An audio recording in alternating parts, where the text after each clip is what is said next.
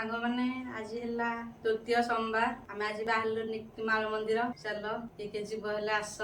शुभ सकाळ सांग माने वर्तमान आमे बाहरलु आम देवगढ़ थिबा बाबा सिद्धेश्वर मंदिर जोटा कि निक्तिमाल रे अवस्थित आमे एडा बाहरलु आमे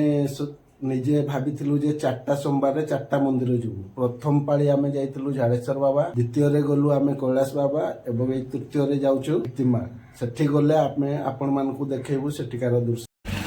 तो सांग माने फाइनाली आमे एडा निक्तिमाल रास्ता रे जाउछु एनएच रे देखंतु बाईपास टेगिना मु ओ मोर सान झियो बड़ झियो। तो फाइनाली आमे पहुंची गलु निक्तिमाल मंदिर सामना रे देखंतु तार व्यू एडा हला मंदिर आमे वर्तमान जीवु भितर को फाइनाली देखंतु एडा मंदिर रो गेट एबे हमें गेट भितर एंट्री कलु जाऊ जाऊ बाटर बाबा भूषभ भेट हेले तापरे हमें मंदिर को आइलु देखंतु कृषि पानी ढालुची क्षीर ढालुची जो भूषभ पाखरे ता पछरे अछि मिसी और ता पछरे अछि रश्मि देखंतु झियो माने पूजा करूछंती भूषभ को क्षीर ढालुचंती कृषि ढालिबा देखि मिसी मध्य ढाली देला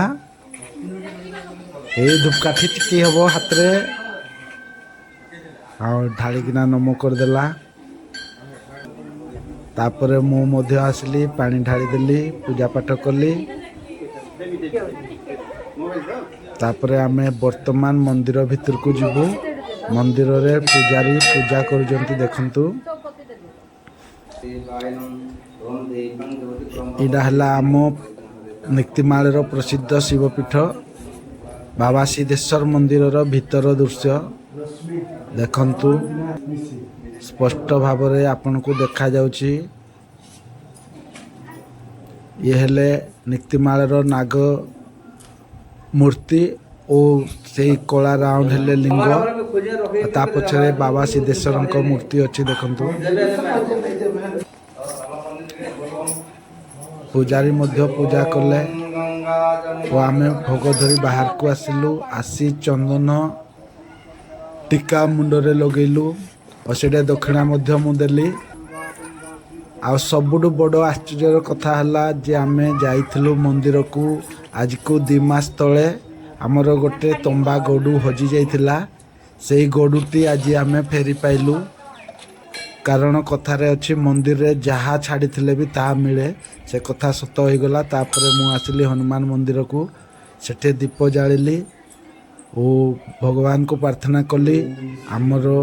दुख कष्ट दूर होबा पई प्रार्थना कली तापरे आम बड़ झियो आसला से मध्य ठाकुर को मुंडिया मारी बाप झियो आमे आसीगलु दर्शन सारी एबे गेट बाहर को आसुचु वीडियोटी भल लगिले लाइक शेयर कमेंट निश्चय करिवे। ओम नमः शिवाय।